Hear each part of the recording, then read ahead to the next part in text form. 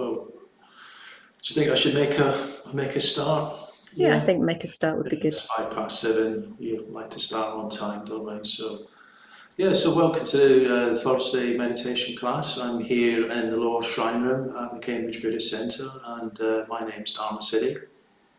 So I thought I would give a little bit of a talk, as we always do in the class, just to get us in the mood, hopefully, for meditation. And I've been reflecting a little bit on the quality of what we call in Buddhism Shraddha, which is one of those Buddhist words that loosely translates as faith or confidence or trust.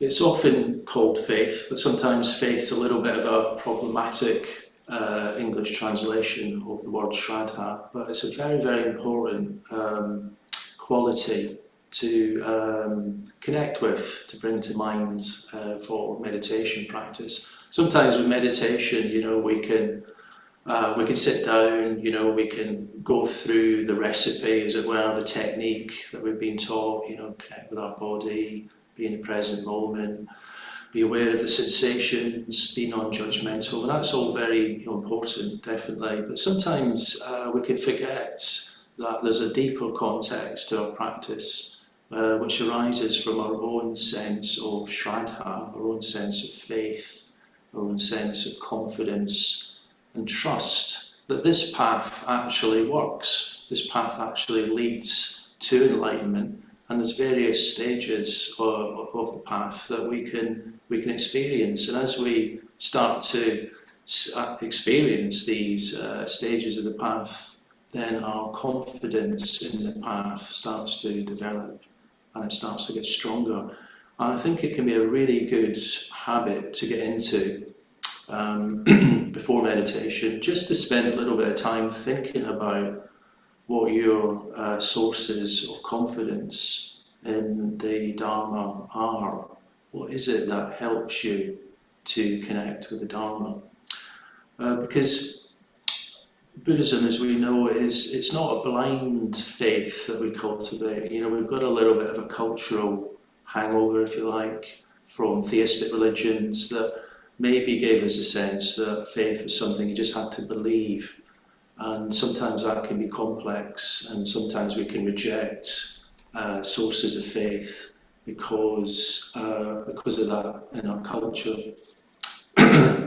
But Buddhism's it's about discovering in direct experience the truth for yourself.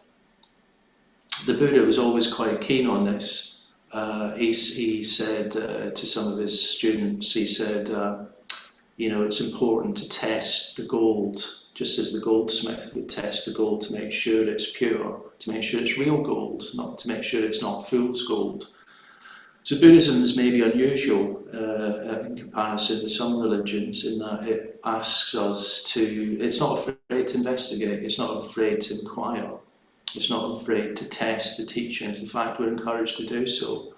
And I think the Buddha feels confident asking us to do that, because he knows that if we experience directly the truth that he experienced, our confidence will grow. And when our confidence grows, we will make more progress on the path. We'll go further on the path. This dynamic, if you like, of testing the teachings goes right back to the Buddha's enlightenment itself. Vijayasaki was just saying that actually tonight is the full moon. So it's actually tonight that is Buddha Day, or Vesak, as it's known traditionally. It's when we celebrate the Buddha's enlightenment throughout the world. So it's a very, very important day for Buddhists, because the enlightenment of the Buddha is the most important event in history for Buddhists, yeah. And we orientate ourselves to the Buddha's enlightenment as part of our path, part of our practice. And after the Buddha spent quite a few weeks absorbing the impact of his enlightenment under the Bodhi tree all those centuries ago in India, about 2,500 years ago or so, It took him a while to in a way kind of get used to the fact that he had become enlightened. But when he'd done that, he then went off on foot to reconnect with a group of disciples that he had originally had when he was practicing asceticism. These are the 5 disciples in the early stories of the Buddha. And they had, in a way, abandoned the Buddha when the Buddha had decided to stop practicing ascetic practices, which were in those days in India, and I think still to this day, very popular way of practicing spiritually. But the Buddha sort of came to the conclusion that it wasn't going to lead to liberation, it wasn't going to lead to enlightenment.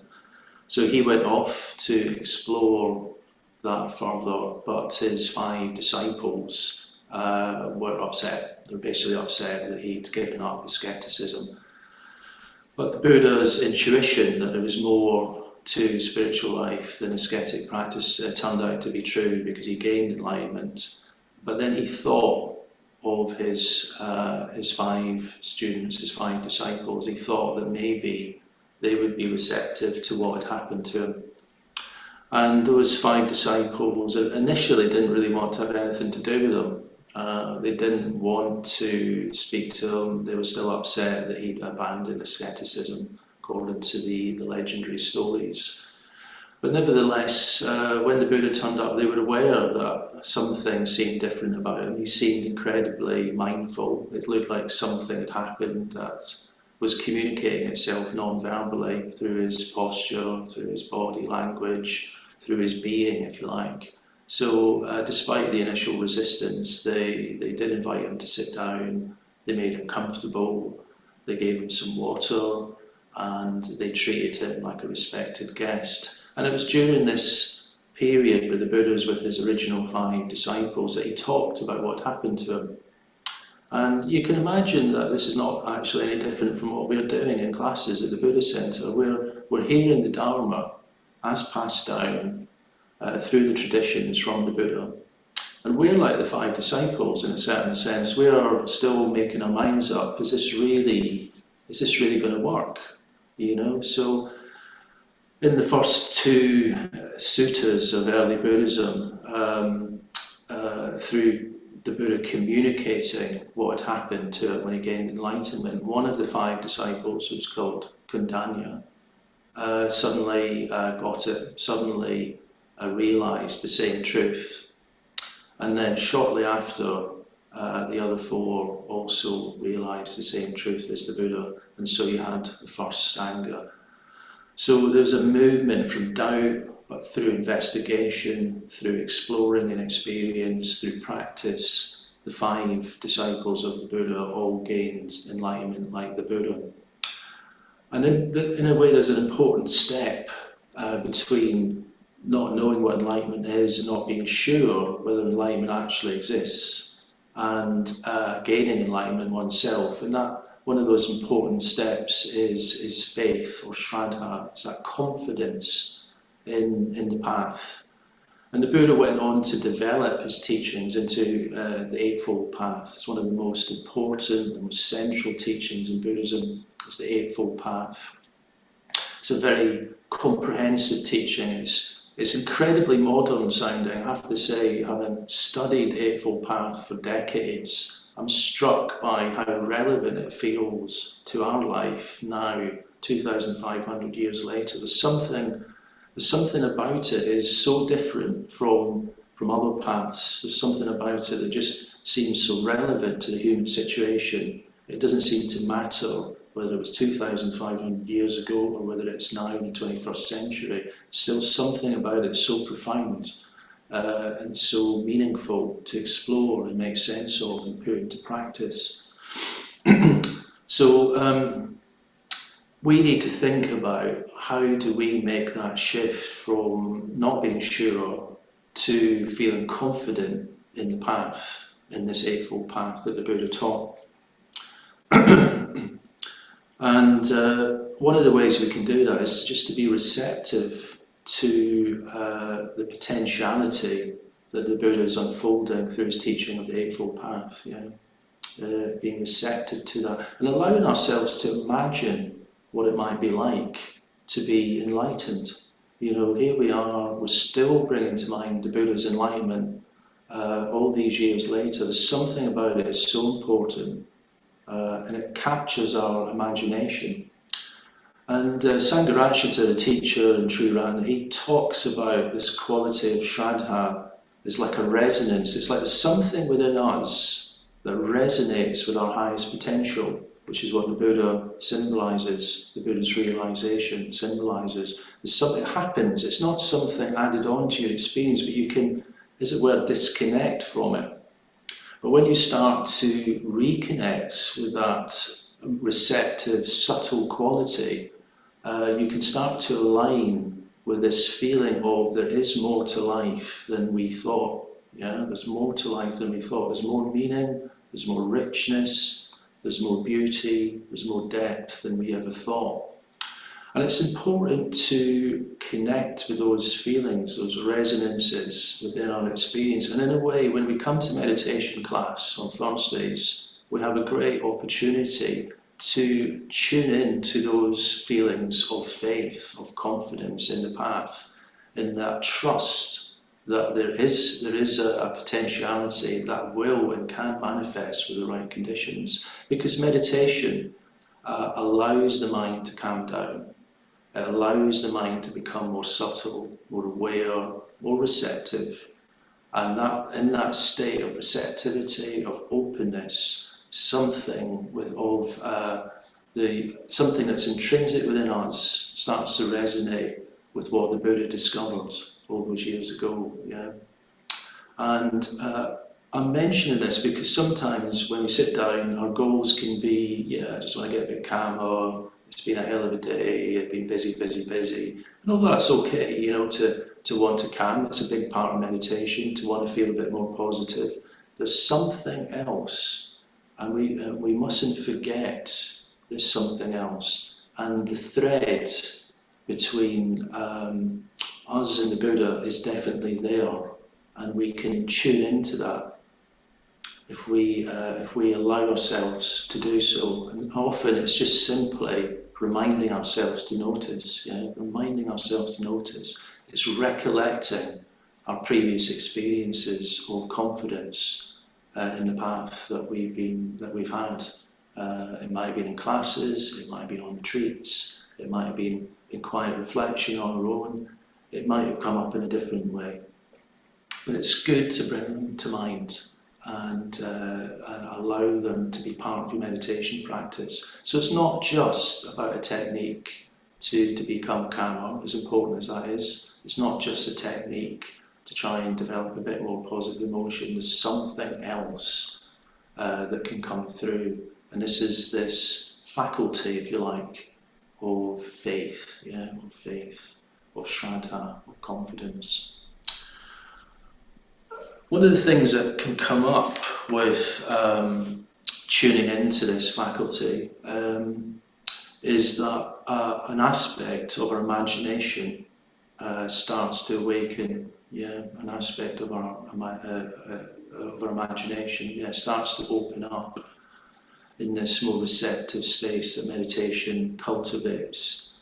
We're always imagining. We're always thinking about things that aren't actually present. It's just part of being a human being.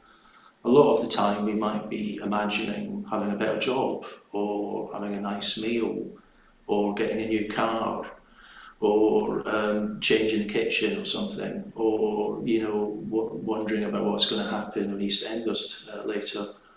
We're always imagining. It's just part of being human. And sometimes our imaginations are just linked to, in a way, like our kind of natural emotions. It's like part of us is evolved as an evolved animal, as Darwin would say. We've just evolved out of different lower species to a human species. And a lot of our imagination is simply quite natural. We're just imagining. It's like we're hunter-gatherers. We're imagining that meal that we want, but it gets a little bit sophisticated, and then we want new kitchens and what have you. or a new car or something, but we're always using our imagination. Similarly with anxieties or anger, or we're using our imagination. We're imagining the worst case scenarios. We're imagining things might be really rubbish, and these are all coming from that part of the brain that's trying to protect ourselves. Yeah. So we're hunter-gathering, we're also trying to protect ourselves. These are like hardwired fight or flight aspects of our brain that have evolved from the time when we were animals. It's got its purpose, we need it, but also there's another aspect of our brain which is, if you like, the higher imagination. And this can awaken in meditation, it can awaken in spiritual practice. But it's not very encouraged, is it, in our culture? It's not very encouraged. So we do need to remind ourselves that there is this higher imagination. Sometimes we get a sense of it through the arts, through poetry, through great literature, through painting. They move us in a more profound way than just meeting our everyday needs. Something more meaningful, more valuable starts to emerge. And this is similar in spiritual practice. Our imagination gets involved and we start to, in a way, get images of our potential.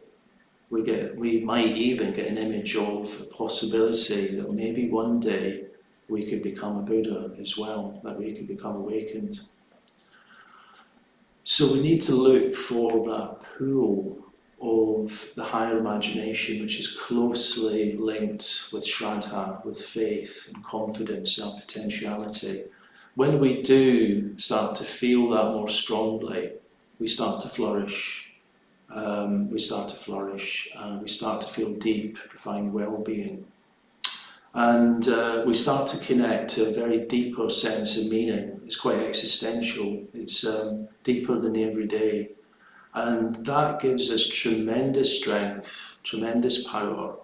And when we have that connection, you can almost bear the difficulties of life so much easier because you've got this bigger context in which to hold them. It's not that we're all going to have difficulties, we're all going to have problems, but with the arising of faith and confidence and our potentiality, they're held in a bigger container, if you like, and that makes it more bearable, and it makes even our difficulties more meaningful. So we're going to do the metta shortly, and maybe as part of the setup, just try to connect with one's sources of confidence in the path. Think about your practice in the path and what has kept you practicing, what's brought you back to meditation, what's brought you back to Buddhism. Why are you continuing to explore it? Sometimes it's not very rational in a way. So there is a rational component to confidence in the path, but sometimes it's more emotional. There's something emotional that's drawing us to explore it more deeply. And also just don't be afraid to test the teaching. We'll always have a little bit of questions after the meditation, where you can type in something onto the YouTube thing. If you want to ask questions, great. Yeah, ask them, because that's what the Buddha encouraged. Ask questions, make the teaching your own, test out the teaching. So if questions come up, feel free to ask them, and we'll do our best to look at them. Sometimes it's simply just connecting with gratitude for benefits that you've already felt when you've been practicing in the past. And sometimes bringing that to mind can also help connect with this confidence in what you're doing in following this path. So let's leave it there in terms of an intro talk. Let's get ourselves ready for a metta bhavana practice. It's going to be a short metta practice of about 15 or 20 minutes or so. It won't be all the stages. I think we'll probably just do 2 or 3 stages, but if you want to get yourself ready, that'd be good, and I'll do the same, get myself ready.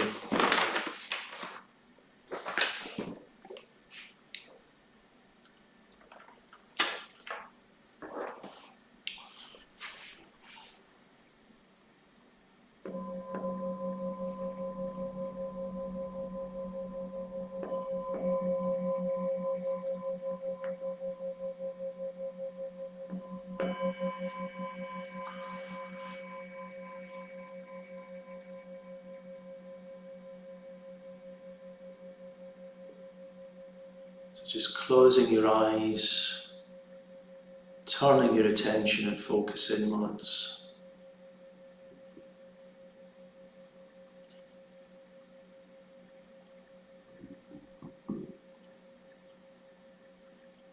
Being aware of yourself in the present moment, sitting comfortably on your cushions or your chair, preparing yourself for some metta bhavana practice.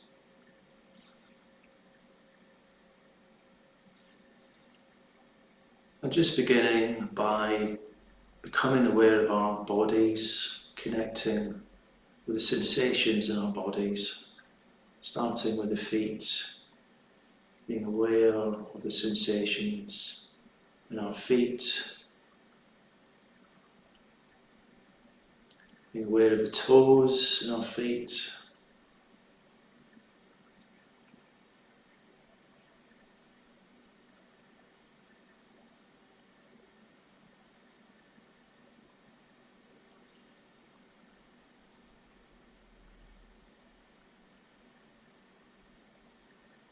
being aware of our soles of our feet and our ankles and all the bones and joints and skin in our feet and ankles.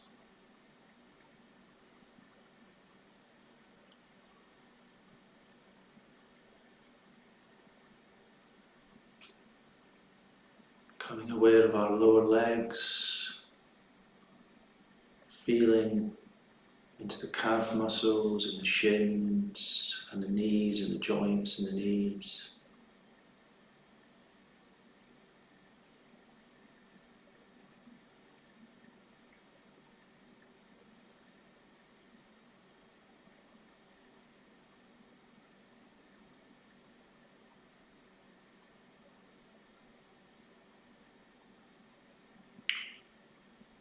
Becoming aware of our upper legs, thigh muscles, quad muscles, thigh bones and hip joints, the pelvis, sensing into the upper legs and pelvis, noticing the sensations that are there. Not trying to change anything, just being aware, noticing what's happening. Maybe there's tension in the muscles in different areas. Maybe the temperature is different in different areas.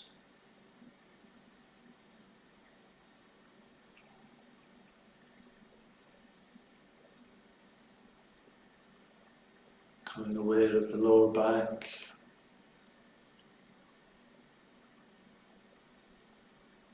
the upper back, the middle back, especially that area between the shoulder blades where sometimes tension can build up, softening the shoulders and the neck. See if you can just let your shoulders just hang down.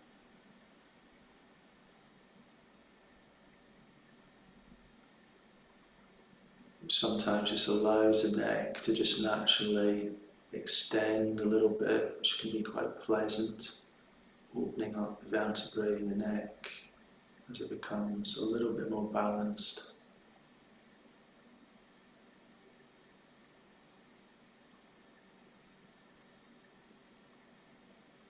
Softening the throat, being aware of the face and the muscles in the face, letting go of the jaw muscles, being aware of the scalp and hair, ears.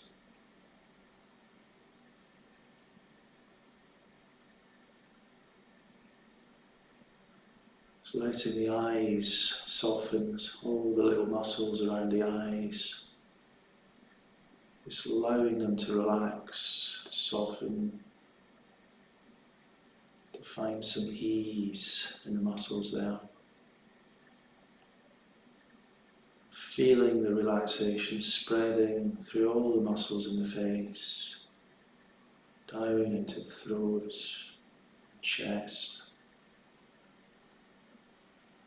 down into the belly, diaphragm. Noticing how the belly moves in and out with the in-breath and the out-breath.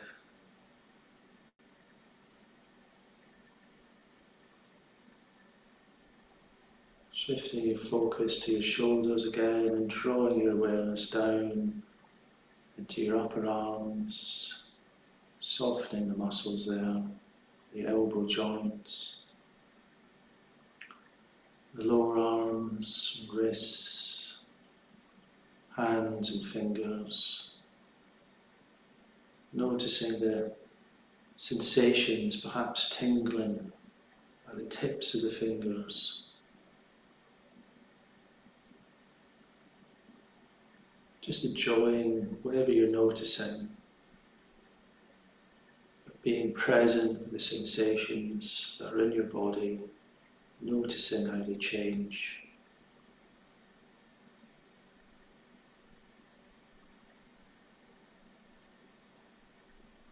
And as you stay with the sensations and the awareness of the changes in the sensations, you start to notice you're becoming more present. You are in the present moment. Your body is helping you stay in the present moment. And what does that feel like right now?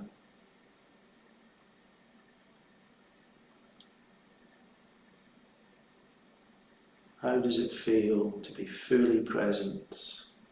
From the head all the way down to the tips of your toes.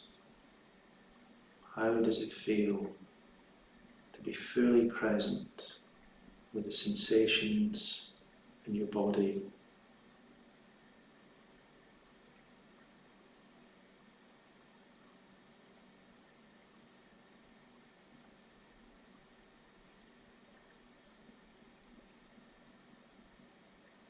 You can notice your breath. You're not changing your breath. You're just noticing how the breath comes into your body, into the throat and lungs, and down into the belly and abdomen, and out again. And maybe you can notice all the subtle changes in your body as you breathe in. You might notice your neck muscles lengthening. You might notice subtle changes in your arm muscles and back muscles. Your whole body is alive, present.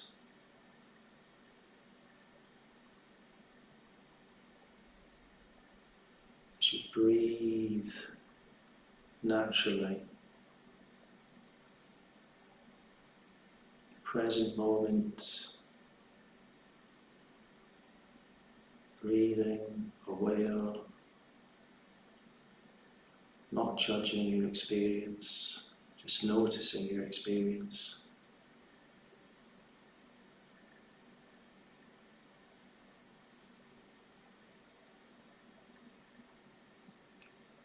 I'd like you to start to notice the intention of wanting to cultivate metta, loving kindness. Maybe you're already noticing how by tending to our body with awareness, we've been doing this in a kind way. It's a kind thing to do, to sit in meditation. Kindness is already there.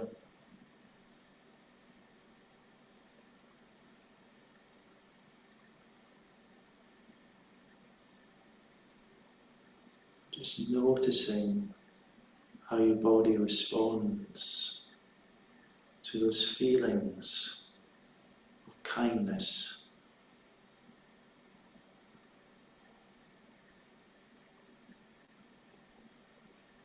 Maybe it helps just to use the phrases to cultivate metta. May I be well, may I be happy, may I be fulfilled.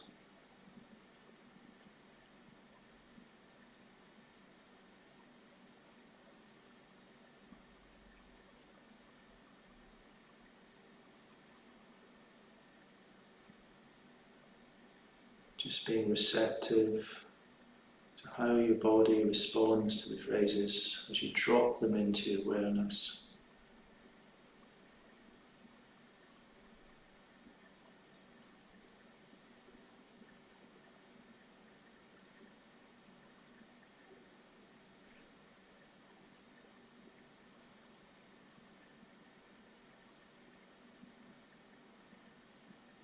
May I be well, may I be happy, may I be free from suffering.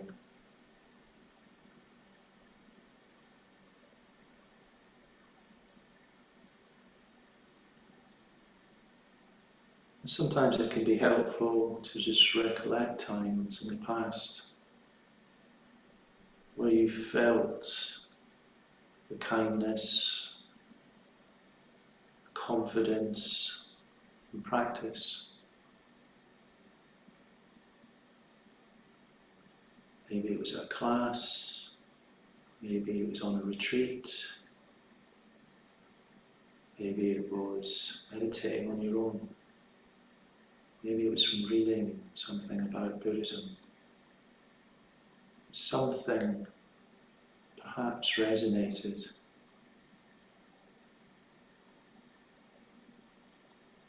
Something within your heart resonating with deeper potentials communicated through practice of Buddhism.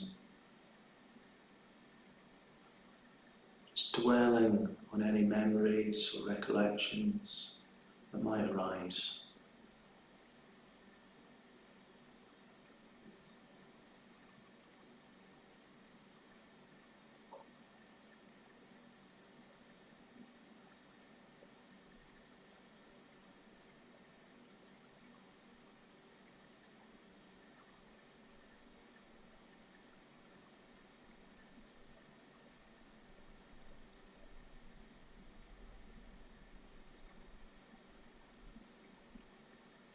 And I'd like you to bring to mind a good friend, someone that you feel positive emotion towards pretty easily. There's already a good history of kindness between you and your friend. I'd like you to bring them to mind in whatever way is comfortable for you and helpful for you to feel the flow of kindness between you and this friend that you've chosen. Just wishing them well. May they be well. May they be happy. May they be fulfilled. Perhaps feeling the gratitude that maybe naturally arises for having this friend in your life.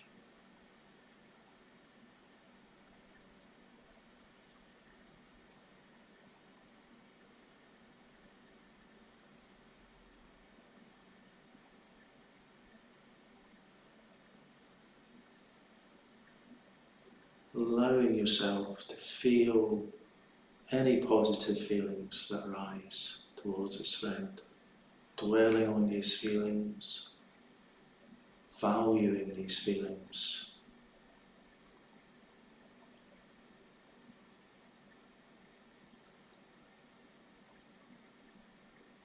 May they be well, may they be fulfilled, may they be happy.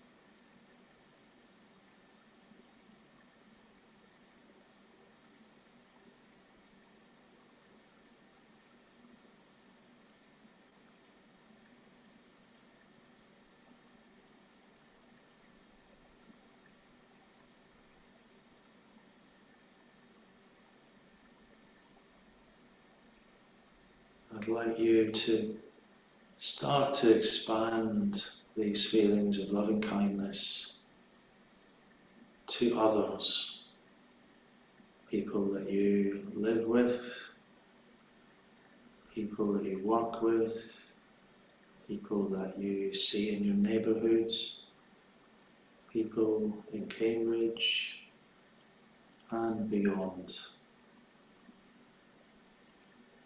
May they be well, may they be happy, may they be fulfilled, using our imagination in whatever way is comfortable for you to connect with others. Deep down, we all want to be happy. We're all human beings with the same hopes, dreams and fears, the same insecurities, the same longings. Longings to be safe, longings to be happy, longings to belong,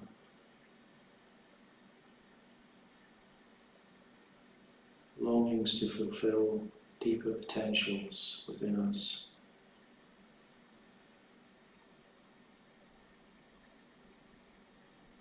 We can connect in solidarity with all humanity, that we all fundamentally want the same things.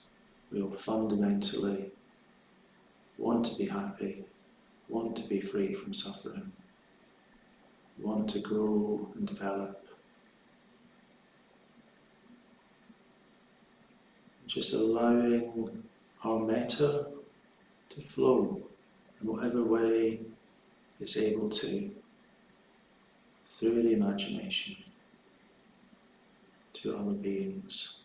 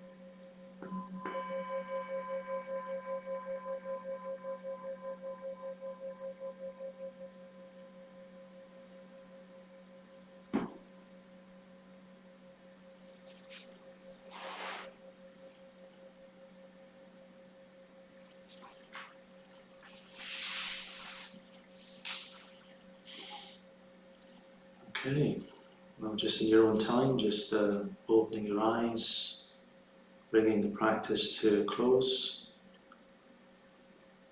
It's good to do a bit of metta bhavana, especially on an auspicious evening like tonight, when we celebrate the Buddha's enlightenment.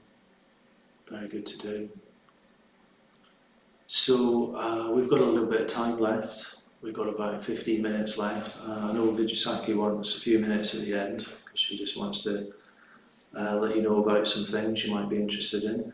But we've got maybe 10 minutes or so. If there's any questions, feel free to put them into the YouTube chat thing, and we'll be happy to have a look at them. Don't be shy. Remember, this is what the Buddha encouraged us to do, is to test the teachings as a goldsmith would test his gold. So it's an opportunity, and I know it's a little bit cliched, but there's no silly questions. There are no silly questions. So please feel free to put a question in if you want to, and if you don't, that's okay. We've got a question already from Craig, Okay. who asked, would the Buddha see or realise craving, anxiety, etc., and then very skillfully handle them in the moment? Or was enlightenment the permanent loss of those aspects? Yeah, it's a good question, Craig. I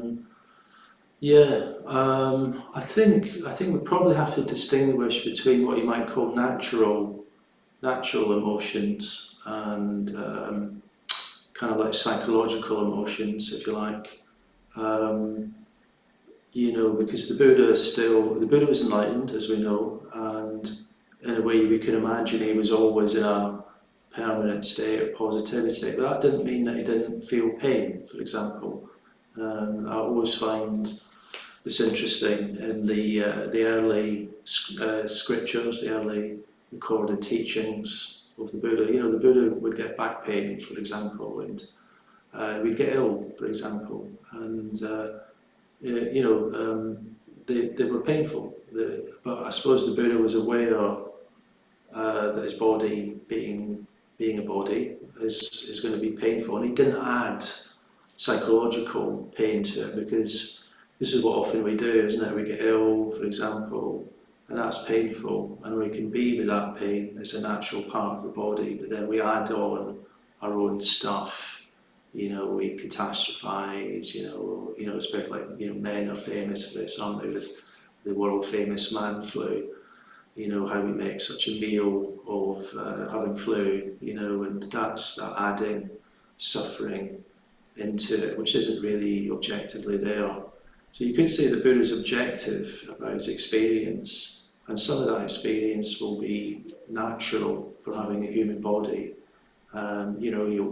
If he didn't get food, because the Buddha would have to beg for his food as a monk in ancient India, maybe sometimes he wouldn't get any food or wouldn't get enough food, so he'd feel hunger, and that would be painful. But you wouldn't add to it by, add a psychological catastrophizing or exaggerating it, or he would be completely mindful of his experience without adding that extra bit to it. The Buddha was very good at meditation, and obviously with the enlightenment experience, there's the attenuation, the loosening up, the letting go of the fixed sense of self, which actually causes a lot of suffering. So he was able to dwell in deep states of meditation, which are often quite pleasurable. And sometimes it does say that, you can temporarily suspend some of the physical pains through doing that, only temporarily.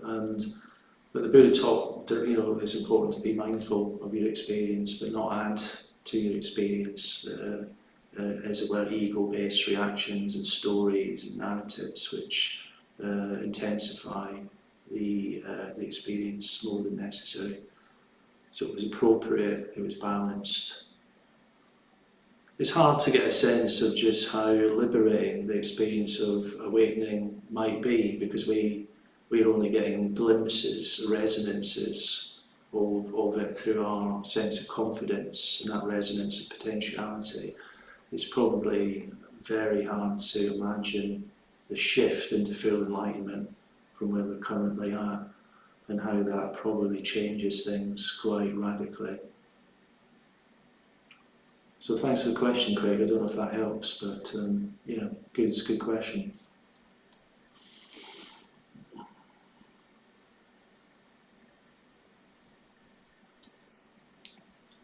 There's nothing else in the chat box at the moment.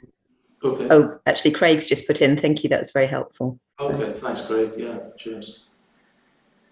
Yeah, there's a good teaching from the early Buddhist sutras. It's the teaching of the two arrows, So, it's basically a metaphor of a guy that gets shot with an arrow, but then in a way, the Buddha is like this doctor who turns up and he just wants to take the arrow out of the person who's been accidentally shot with the arrow. But then the chap won't let him take the arrow out because he wants to know who shot the arrow, why was the arrow shot, what's the arrow made of, where did the arrow come from. And the Buddha just wants to take the arrow out And that's a kind of allegory for mindfulness, for being aware of your actual experience without adding on all the other kinds of psychological suffering that can arise from the ego, from having an ego. It's a blessing and a curse to the ego, isn't it? We need an ego, as it were, to navigate everyday life, but we end up getting attached to this sense of self, which then creates a lot of psychological suffering. But so the Buddha's pointing that out, that not to add to the suffering. But it's it's a natural part of life. Having a body, we suffer. Shobit's commented that you don't really hear of anyone reaching close to enlightenment after the Buddha, sort of over the last 100 years, that it seems like no one's really achieved what he did. So what is it that we lack as a whole? Yeah, it's a good question. You could say we don't know. There may be people that have achieved it, but they just don't blow their own trumpet about it. Certainly when you look over the course of Buddhist history, the 2,500 year history, it's a very rich and long history. There are a lot of enlightened teachers, a lot of enlightened individuals who are dotted around different eras of history. It's always a question that comes up, isn't it? Because this is part of wanting to have confidence in the path. We want to know that there's people who achieved it, don't we? Funnily enough, as you kind of practice the path for a long time, I don't know if this is how Vijayasakhi feels and Liz feels, but I sort of don't really seem to think so much about that, because there's something in me starts to trust the process of the path to enlightenment, and part of that trust is I know that it will eventually lead to that place, if you like. In a funny sort of way, if people start saying they're enlightened, I'd be a little bit cautious, actually, because there's quite a lot of deluded people around that can make claims that they are enlightened, and they can get followers and stuff, but they could be leading each other astray. I think you're on safer ground, people not making claims to enlightenment, and I think if you're around someone that's got depth, maybe he's awakened, you sense something about them is quite compassionate, they're quite selfless, and something about them comes through in their speech, how they talk about the practice, how they talk about the Dharma. Something comes through that has depth and gravitas, and you can trust that. I think it's problematic when, to want people to make claims and say they're enlightened. It could work, or it could not work. And even if someone did make a claim, you'd still probably want to check it out. Just like the Buddha said, check out the gold. And how do you do that? You would do it through intuiting whether that person was really selfless or not. How did they live? How would they live? So, funnily enough, it's kind of good to know that there are people that have gained enlightenment, and it's well documented throughout history.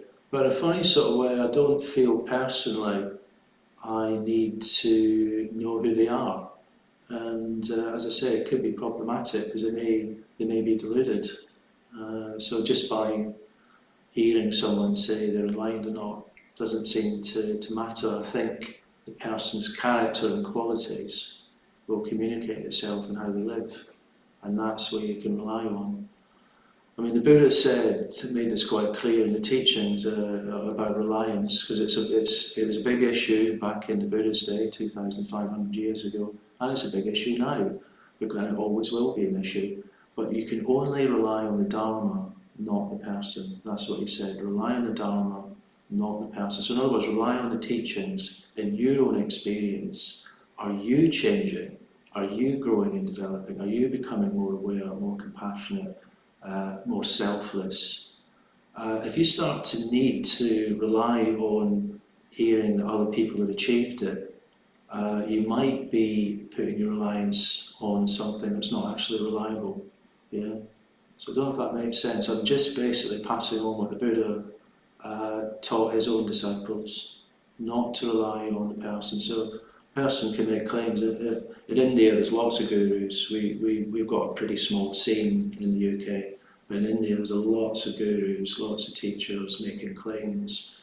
So it was a bigger deal probably in India. So the Buddha just said, look, you can't rely on the person, you can't rely on these claims. You can only rely on the teaching and putting that into practice in your own life, and whether that is leading to a deeper sense of freedom, deeper sense of compassion, wisdom, selflessness, ethical sensitivity, etc., etc. So I would say it's a very natural question to ask. I ask myself it from time to time as well. I would say this is what the Buddha recommended, and I think that's got the taste of freedom about it. So I hope that's helpful. Thanks for the question, really good question. Thank you, Dharmasiddhi. Thanks so much for a very rich evening and a really wonderful meditation. And thanks everyone for coming this evening. I really enjoy practicing with you on these Thursday nights. And it kind of looks very much like we are emerging from the lockdown, as if things are going to start opening up, and soon it will be possible to come to Cambridge Buddhist Centre. We're planning that. Liz is working extremely hard, getting the building ready for you to come and practice with us. And we're going to keep these online classes at least for the next few weeks, so that you can continue to practice with us online. So this evening was the last in the series which was connected to the Journey and the Guide course. So you've got another class on Saturday morning for those people who are booked on the course. And then next Thursday, we're starting a new series. It's called Meditation for Life. And we're just going to be giving you the tools you need to practice meditation, the connection with the Dharma that you can uncover in your meditation practice, to give you that thread of meaning and richness and beauty that Dharmasiddhi was so evocatively talking about this evening. So the series is going to be led by myself. Dharmasiddhi will be with us. Satyapara will be with us. Artisiddhi will be with us as well, and Liz will be along every evening as well. It's going to be an 8-week series called Meditation for Life.